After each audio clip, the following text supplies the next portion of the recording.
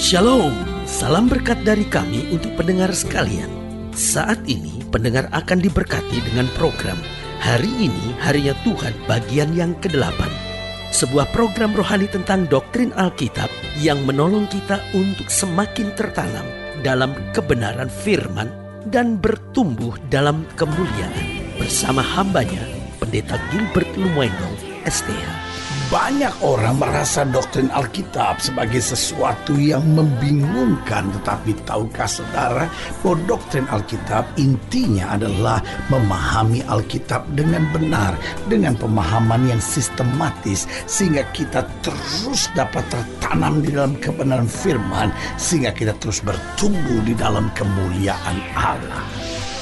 Buka hati saudara sekalian untuk menerima berkat-berkat firman-Nya hari ini. Dunia hari-hari ini makin jauh dari keadilan. Orang menjerit soal keadilan, orang memperjuangkan keadilan. Tetapi apa yang terjadi, manusia hari-hari ini makin jauh dari keadilan. Kenapa? Yang pertama saya pelajari karena keadilan telah diperjualbelikan.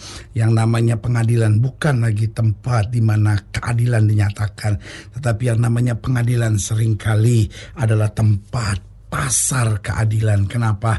Karena yang kaya bisa membeli keadilan dan menutup mulut dari orang-orang yang harusnya menyatakan keadilan, sementara yang miskin akan ditekan, yang miskin akan dipermainkan oleh keadilan itu. Kenapa?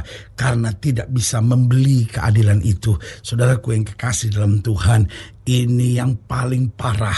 Kalau keadilan sudah diperjualbelikan, berarti dunia ini telah menjadi hutan belantara yang menakutkan. Saudaraku, sekali lagi saya ulangi, dunia hari-hari makin jauh dari keadilan. Mengapa? Karena keadilan telah diperjualbelikan.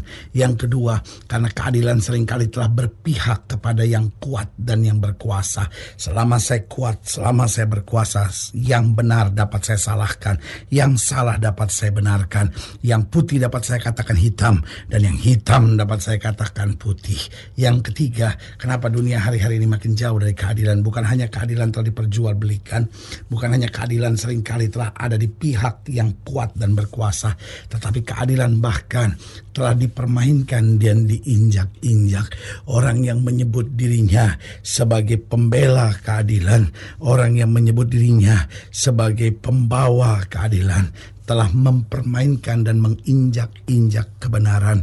Hukum dapat diputarbalikkan. Dan apa yang terjadi? Manusia yang susah tambah susah, manusia yang merana tambah merana.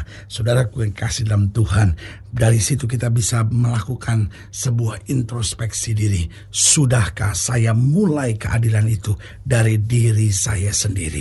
Kenapa? Karena kalau tidak, maka setelah saya kuat dan berkuasa, saya pun akan mempermainkan dan menginjak-injak kebenaran. Orang yang tadinya berteriak tentang kebenaran, orang yang tadinya berteriak tentang keadilan, kalau dia sudah mendapat fasilitas-fasilitas yang baik, dia pun akan mempermainkan dan menginjak-injak kebenaran dan keadilan itu. Yang keempat saya pelajari, kenapa dunia hari-hari makin jauh dari keadilan? Karena keadilan bahkan seringkali telah menjadi khayalan dari banyak orang, terutama orang-orang miskin dan orang-orang kecil. Saudaraku yang kasih dalam Tuhan, keadilan harusnya menjadi fasilitas kehidupan. Tapi apa yang terjadi? Keadilan telah menjadi khayalan-khayalan kehidupan.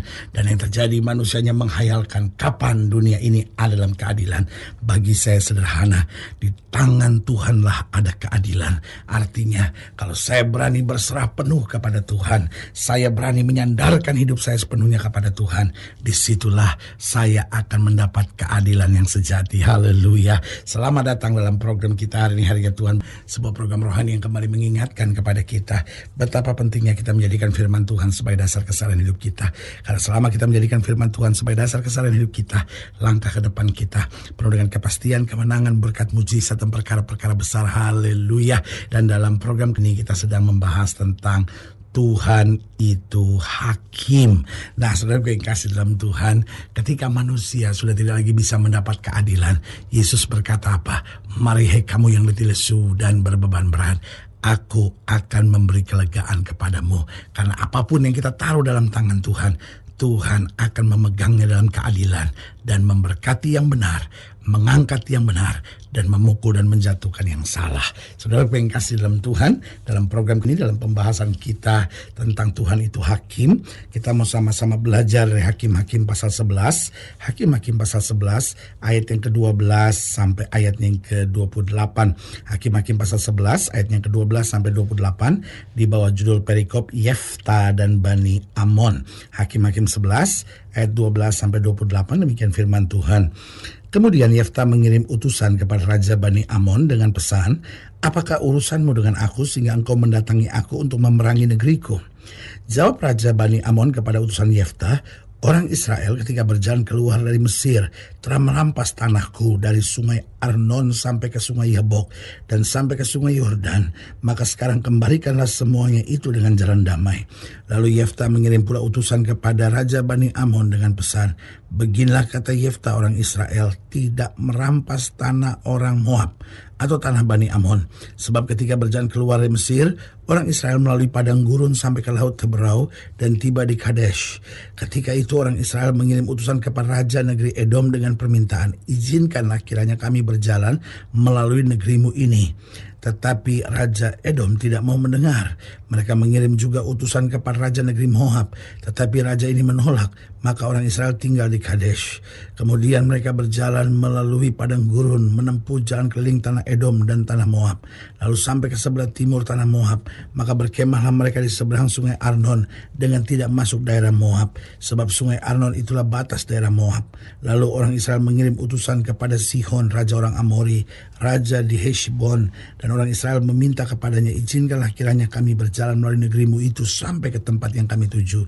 Tetapi Sihon tidak percaya kepada orang Israel yang hendak berjalan melalui daerahnya itu.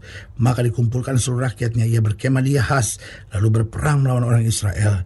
Tetapi Tuhan Allah Israel menyerahkan Sihon dengan seluruh rakyatnya ke dalam tangan orang Israel, dan mereka dikalahkan sehingga orang Israel menduduki seluruh negeri kepunyaan orang Amori, penduduk negeri itu.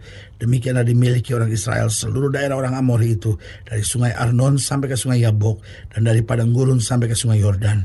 Maka sekarang Tuhan Allah Israel telah merebut milik orang Amori bagi Israel umatnya. Apakah engkau hendak memiliki pula tanah mereka itu? Bukankah engkau akan memiliki apa yang diberikan Kamos Allahmu? Demikian kami memiliki segala yang direbut bagi kami oleh Tuhan Allah kami. Lagi pula apakah engkau lebih baik dari Balak bin Zibor raja Moab? Pernahkah ia menuntut hak kepada orang Israel, atau pernahkah ia berperang melawan mereka? Ketika orang Israel diam di Heshbon dengan segala anak kotanya, di Aroer dengan segala anak kotanya, dan di segala kota sepanjang kedua tepi sungai Arnon selama 300 tahun. Mengapa pada waktu itu engkau tidak melepaskan kota-kota itu? Jadi aku tidak bersalah terhadap engkau, tapi engkau berbuat jahat terhadap aku dengan berperang melawan aku.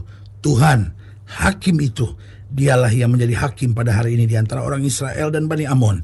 Tetapi Raja Bani Amon tidak mendengarkan perkataan yang disampaikan kepadanya oleh utusan-utusan Yefta. Luar biasa, ayat yang ke-27 berkata, "Aku tidak bersalah terhadap engkau, tetapi engkau berbuat jahat terhadap aku dengan berperang melawan aku." Tuhan hakim itu, dialah yang menjadi hakim pada hari ini antara orang Israel dan Bani Amon. Saudaraku yang kasih dalam Tuhan, seringkali kita dalam kondisi ini, saya tidak bersalah, tapi orang berlaku jahat kepada saya. Saudaraku, dalam kondisi apapun, tetap Tuhan adalah hakim yang adil.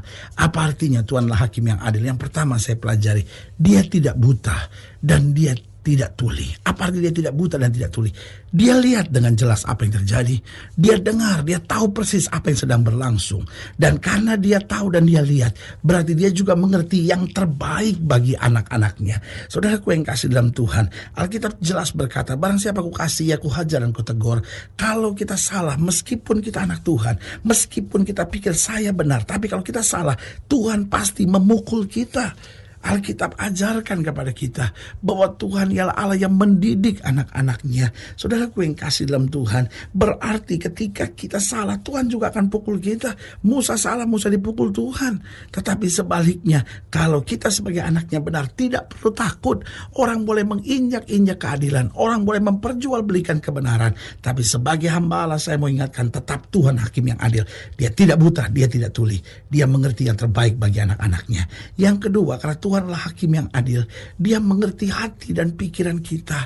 Dia mengerti. Seringkali kita pikir kita benar, tapi sebetulnya hati kita jahat. Seringkali kita pikir Tuhan gak ada jalan, tapi karena kita tulus, maka Dia bela kita. Karena itu saudaraku yang kasih dalam Tuhan, Allah bukan sekadar melihat perbuatan kita, Dia melihat hati dan pikiran kita. Selama hati dan pikiran kita bersih, otomatis langkah-langkah kita juga akan bersih. Dan karena langkah-langkah kita bersih, maka pembelaan kita datangnya bukan dari manusia, datangnya dari Tuhan. Yang ketiga, karena Tuhan hakim yang adil, Dia memproses segalanya dalam waktu. Jangan pikir, wah saya susah sekarang, jangan-jangan saya salah. Saudaraku yang kasih dalam Tuhan, kalau kita salah gak ada jalan lain, bertobatlah. Tetapi kadang-kala meskipun kita benar, Tuhan tidak langsung membela. Dia pakai waktu untuk apa? Untuk memproses kita. Coba lihat apa yang terjadi dengan Yusuf. Yusuf benar kan? Tapi dibuang ke penjara, cukup lama di dalam penjara. Tapi di situ dia diproses. Dia dibentuk oleh Tuhan. Untuk apa? Dipersiapkan untuk melihat perkara-perkara yang dahsyat. Jadi jangan kecil hati. Kalau langkahmu sudah benar, sudah seturut dengan firman Tuhan, maju saja. Maka Tuhan akan memberikan kemenangan tepat pada waktunya. Dan yang keempat, karena Dia hakim yang adil, Dia bukan hanya tidak buta dan tidak tuli, tapi Dia juga mengerti hati dan pikiran kita. Dia juga memproses segalanya dalam waktu. Dan yang keempat, pada akhirnya yang benar pasti dibela dan diangkat oleh Tuhan. Karena itu jangan putus asa, jangan kecewa, jangan mengandalkan manusia. Kita tidak usah berontak karena keadilan sedang diinjak-injak, tapi belajar berserah, belajar tegar, belajar melangkah dalam kepastian. Allah yang mengasihi kita adalah Tuhan hakim yang adil, yang tidak bisa dipermainkan oleh dunia ini. Haleluya. Saudaraku yang kasih dalam Tuhan, jika sedang dilayani lebih jauh, hubungi kami melalui telepon, hubungi kami melalui surat, kunjungi website kami, karena kami ada untuk membawa Bapak Ibu saudara senantiasa lebih dekat pada Tuhan dan mengalami kasih kuasa mujizat yang luar biasa. Haleluya. Secara khusus melalui program ini juga saya mau berdoa buat setiap saudara yang sakit, setiap saudara yang berbeban berat, karena saya percaya bahwa bagi Allah tidak ada perkara yang mustahil. Nah, saudara-saudara yang ingin didoakan secara khusus, boleh taruh tangan kanan saudara di dada dan kita akan berdoa. Mari kita berdoa. Bapa, dalam nama Yesus, hamba doa buat yang sakit, hamba doa buat yang berbeban berat, hamba doa untuk setiap mereka sedang menghadapi masa-masa yang sukar, karena hamba percaya bahwa bagi Allah tidak ada perkara yang mustahil. Bapa, hamba berdoa di dalam nama Yesus, Tuhan jamah, yang sakit Tuhan sembuhkan, yang lemah Tuhan kuatkan, yang susah Tuhan hiburkan, yang jatuh Tuhan angkat, sehingga hari-hari penuh kemenangan boleh berlaku dalam hidup kami. Bahkan hamba juga berdoa buat mereka yang taruh tangan kanannya di dada, karena mungkin hari-hari ini sedang diperlakukan secara tidak adil. Bapa, hamba berdoa di dalam nama Yesus, beri kesabaran, beri kekuatan, beri ketenangan, sehingga mereka dapat tetap berserah kepada Tuhan dan melihat jaminan keadilan yang sempurna yang datang dari Tuhan. Di dalam nama Yesus kami berdoa. Haleluya. Amin. Saudara yang kasih dalam Tuhan, kita sudah berdoa. Ingat, Allah tidak pernah lalai menepati janjinya. Inilah saatnya buat kita untuk bangkit bersemangat, bersuka cita dalam menghadapi segala perkara. Karena kita tahu Yesus hidup, Yesus berkuasa, dan selalu menyediakan yang terbaik buat anak-anaknya. Doa saya menyertai saudara. Sampai berjumpa pada program berikut, dan jangan lupa, jadikan hari ini harinya Tuhan. Haleluya.